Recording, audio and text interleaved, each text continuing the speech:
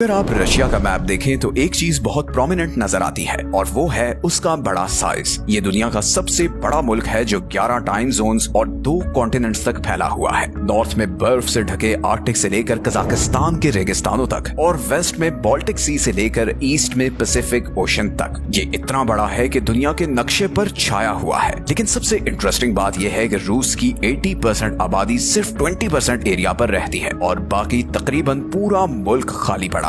लेकिन ऐसा क्यों है? इतने ताकतवर मुल्क के पास इतनी खाली जमीन क्यों है और रूस का कुछ हिस्सा रहने के लिए आसान और बाकी इतना मुश्किल क्यों है? ये समझने के लिए हमें रूस की ज्योग्राफी, हिस्ट्री और पॉलिटिक्स को समझना होगा, क्योंकि रूस के इस अजीब से पॉपुलेशन पैटर्न के पीछे बहुत सी अनकही कहानियां हैं। Let's start with the basics. आप रशिया को 2 हिस्सों में डिवाइड करें, यूरोपियन रशिया और एशियन रशिया में, तो आपको एक बड़ी अजीब चीज नजर आएगी। यूरोपियन रशिया सिर्फ 23% एरिया पर फैला हुआ है, लेकिन यहाँ पर रशिया की 80% आबादी रहती है, जबकि एशियन रशिया, जिसे साइबेरिया या फार ईस्ट रशिया भी कहते हैं, 75% एरिया पर फैला हुआ है और ये मोस्टली खाली है। रूस का कैपिटल मॉस्को भी यूरोपियन रशिया में ही है और सेंट पीटर्सबर्ग भी, जो रशिया का कल्चरल हब है। रशिया का ज्यादातर रेल रोड नेटवर्क, इंडस्ट्रीज और पॉलिटिकल इंस्टीट्यूशंस भी इसी वेस्टर्न साइड पर हैं। लेकिन आखिर रशियन ईस्टर्न साइड की तरफ क्यों नहीं आबाद हुए? ये समझने के लिए हमें सदियों पीछे जाना होगा। शुरू में रूस इतना बड़ा नहीं था जैसे आज है। उस वक्त इस एरिया में छोटी छोटी स्लाविक कम्युनिटीज थीं, जिन्हें आज वेस्ट रशिया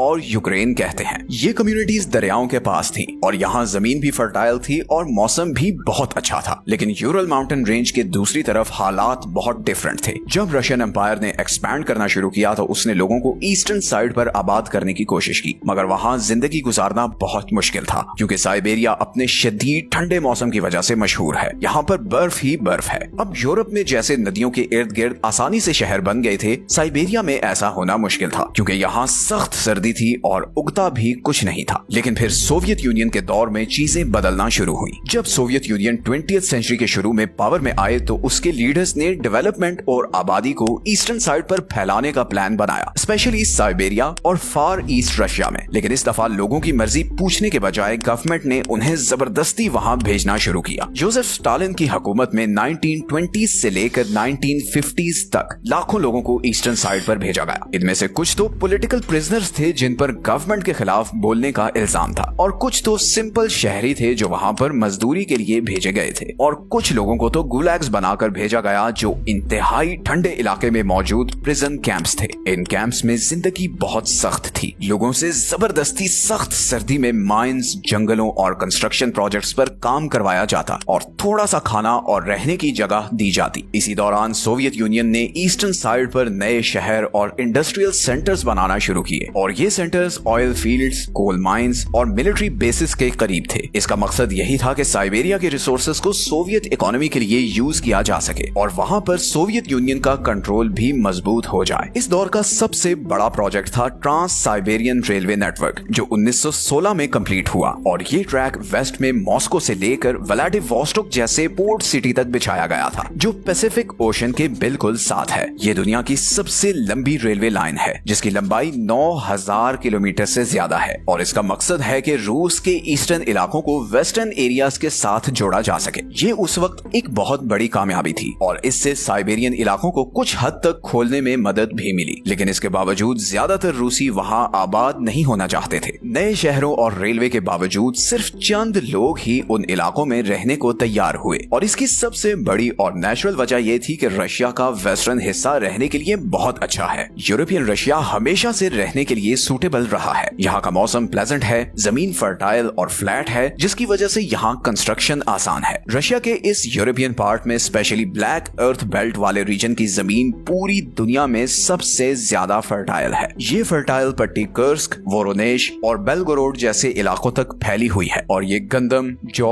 और सनफ्लावर की फसलों के लिए बेहतरीन मानी जाती है, और इसीलिए रशिया का 70% अनाज इसी ब्लैक अर्थ रीजन में प्रोड्यूस होता है। इसी तरह यहाँ के बड़े दरिया जैसे वोल्गा, जो कि यूरोप का सबसे लंबा दरिया है, और नायपर, ये दोनों हिस्टोरिकली ट्रेड के लिए यूज होते रहे हैं। वोल्गा 11 से ज्यादा रूसी शहरों के साथ जुड़ा हुआ है, जिनमें काजान, निज्निये, नोवगोरोड और वोल्गोग्राड शामिल हैं, और ये फाइनली कैस्पियन सी में जाकर गिरता है, और इस तरह एग्रीकल्चर और ट्रांसपोर्ट में बहुत हेल्प करता है। ये एरिया यूरोप से करीब भी है, जिसकी जिसकी वजह से इसे वहाँ के ट्रेड, कल्चर और मॉडर्न इंफ्रास्ट्रक्चर की एक्सेस मिलती है। रशिया के दो सबसे इम्पोर्टेंट शहर मॉस्को और सेंट पीटर्सबर्ग दोनों वेस्टर्न साइड पर ही हैं और इन दोनों में तकरीबन 2 करोड़ लोग रहते हैं। इन शहरों में अच्छी सड़कें, health care system, job opportunities और हाई क्वालिटी एजुकेशन है। रूस के ज्यादातर बड़े बिजनेसमैन और गवर्नमेंट ऑफिसेज भी यही हैं, जिसकी वजह से रशिया के सारे प्रोफेशनल्स और स्टूडेंट्स यहाँ आते हैं। इवन सोवियत यूनियन के दौर में भी इधर वेस्टर्न साइड को प्रेफर किया जाता था। रशियन एलीट जिसमें गवर्नमेंट ऑफिसर्स और इंटेलेक्चुअल शामिल थे, वो इधर मॉस्को और सेंट पीटर्सबर्ग में ही रहते थे। सोवियत यूनियन की सारी इन्वेस्टमेंट इन्हीं शहरों को जाती थी और ये पैटर्न आज भी है। जैसे आज भी मॉस्को में एवरेज सैलरी रशिया की नेशनल एवरेज सैलरी से डबल है। इसी वजह से रूस में आज आपको एक क्लियर डिवाइड दिखेगा। वेस्टर्न एरिया इकोनॉमिक और पॉलिटिकल सेंटर है, जबकि साइबेरिया और फार ईस्ट का हिस्सा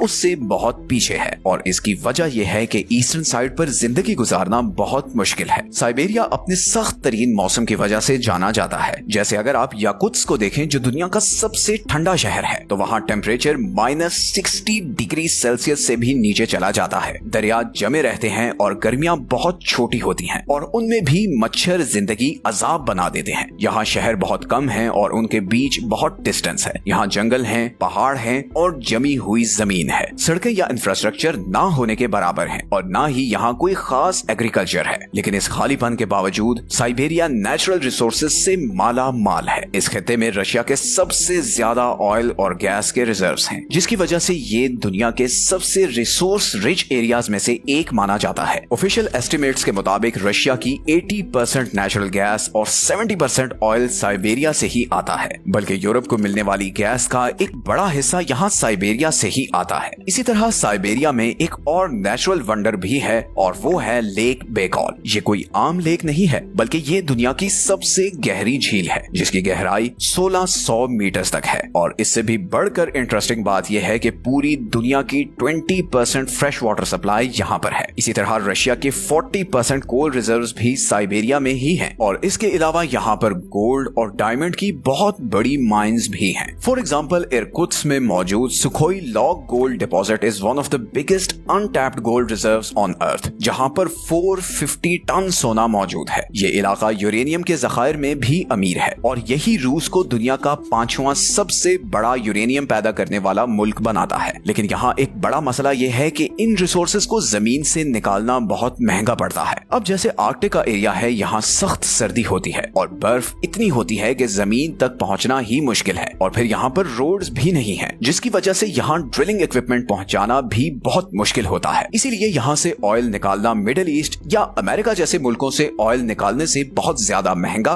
और मुश्किल काम है। इतनी टफ कंडीशंस की वजह से जो लोग भी साइबेरिया में रहते हैं, मोस्टली वो होते हैं जिनकी ऑयल, गैस या माइनिंग इंडस्ट्री में जॉब्स होती हैं। इधर जिंदगी बहुत मुश्किल है क्योंकि यहाँ शहर बहुत दूर दूर हैं और फिर बीच में जंगल है, बर्फ है और मौसम भी शदीद ठंडा है। इसीलिए जब जॉब खत्म होती है तो लोग ये इलाका छोड़ देते हैं और इसीलिए आपको साइबेरिया में बहुत से घोस्ट टाउन्स भी नजर आएंगे। रशियन गवर्नमेंट ने इस मसले को हल करने की बहुत कोशिश की है। उन्होंने लोगों को मुफ्त जमीन, कम टैक्सेस और इवन पैसे का लालच भी देने की कोशिश की ताकि वो ईस्टर्न साइड पर जाएं, लेकिन ज्यादातर लोग मना कर देते हैं और वजह सिंपल है, यहाँ सख्त सर्दी है, शहर बहुत दूर हैं और बेसिक नेसेसिटीज जैसे कि स्कूल, हॉस्पिटल और इवन इंटरनेट भी मुश्किल से मिलता है। Life is just too difficult here. इस अजीब से पॉपुलेशन पैटर्न की एक और वजह ये भी है कि रशिया की गर्म समुद्रों तक लिमिटेड एक्सेस है और ये चीज उसकी इकोनॉमी, ट्रेड और मिलिट्री के लिए हमेशा से एक बड़ी प्रॉब्लम रही है। रशिया की ज्यादातर कोस्ट लाइन या तो सारा साल जमी रहती है या फिर ग्लोबल शिपिंग राउट से बहुत दूर है। रशिया के नॉर्थ में आर्कटिक ओशन है, लेकिन ये समुद्र साल में 9 महीने तो जमा रहता है, जिसकी वजह से यहाँ ट्रेड होना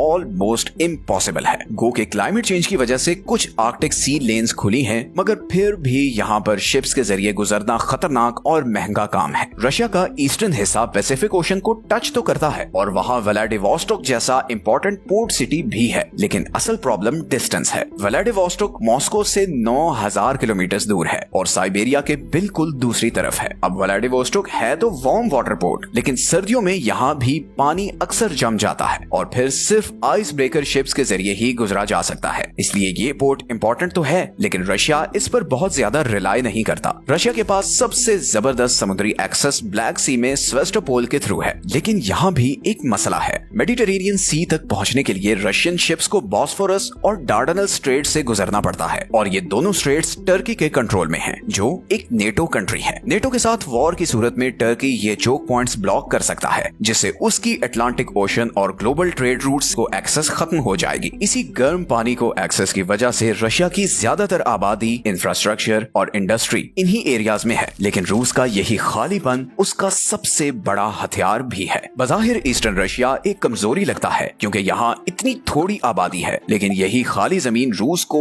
एक जबरदस्त मिलिट्री एडवांटेज देती है। ये इतनी बड़ी खाली जमीन रूस के लिए एक बफर जोन बन जाती है, क्योंकि अगर कोई दुश्मन ईस्टर्न साइड से अटैक करने की कोशिश करेगा तो उसे कई 100 किलोमीटर पर फैले हुए जंगलों, दरियाओं और पहाड़ों से गुजरना पड़ेगा और फिर कहीं जाकर वो रशिया के बड़े शहरों के करीब पहुंच सकेगा। इस तरह रूस को वक्त मिलता है कि वो किसी भी अटैक के जवाब को अच्छे से प्लान कर सके। और ये सिर्फ कोई थ्योरी नहीं है, हिस्ट्री में ऐसा हो भी चुका है। वर्ल्ड वॉर 2 के दौरान जर्मनी ने सोवियत यूनियन पर वेस्टर्न साइड से अटैक किया। जर्मन फौज जैसे जैसे आगे बढ़ती गई, सोवियत आर्मी जानबूझकर पीछे हटते गए और इतना अंदर चले गए कि जर्मन आर्मी की सप्लाई लाइन मुतासिर होने लगी। ऊपर से यहाँ सख्त सर्दी थी तो जर्मन फौजी थकने लगे। ऐसे में सोवियत फौजियों ने इकट्ठे होकर हर तरफ से अटैक किया और जर्मनी को पीछे धकेल दिया। यही स्ट्रेटजी आज भी यूज हो सकती है, क्योंकि रशिया की ज्योग्राफी बाहर से आने वाली किसी भी आर्मी के लिए बहुत खतरनाक है। इसी तरह कोल्ड वॉर के दौरान भी सोवियत यूनियन की ज्यादातर मिलिट्री बेसेस और रेडार स्टेशंस इधर साइबेरिया में ही थे। ये अड्डे जानबूझकर इधर बनाए गए थे ताकि इनकी लोकेशन ट्रेस करना भी मुश्किल हो। और सिर्फ यही नहीं, इसी साइबेरिया में बॉम्बर जेट्स और न्यूक्लियर वेपन्स भी छुपाए गए ताकि कोई यहाँ तक पहुँच ना सके। तो गो के ईस्टर्न रशिया खाली नजर आता है, लेकिन यही खालीपन रूस को सांस लेने के लिए जगह देता है, दिफा के लिए वक्त देता है और अपने सबसे ताकतवर हथियारों को छुपाने की गुंजाइश भी देता है। तो 80% रशियन सिर्फ 20% एरिया में क्यों रहते हैं? It's because nature made the west more liveable and the east more challenging. लेकिन ये खाली जगह सिर्फ प्रॉब्लम नहीं, बल्कि रशिया की हिडन स्ट्रेंथ भी है, क्योंकि ये न सिर्फ रशिया की हिफाजत करती है बल्कि उसे वो रिसोर्सेज भी देती है जिनकी वजह से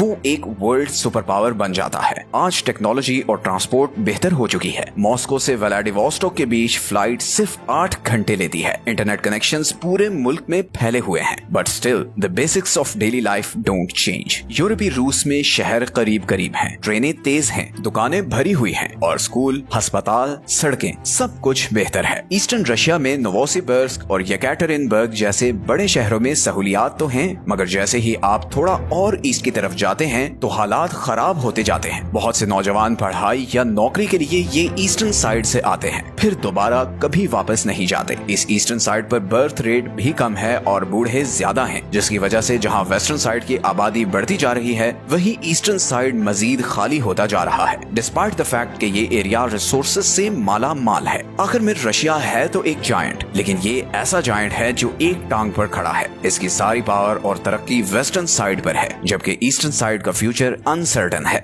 वीडियो अच्छी लगी है तो इसे लाइक और चैनल को सब्सक्राइब कर लें। मिलते हैं नेक्स्ट वीडियो में, अपना ख्याल रखें। अल्लाह हाफिज।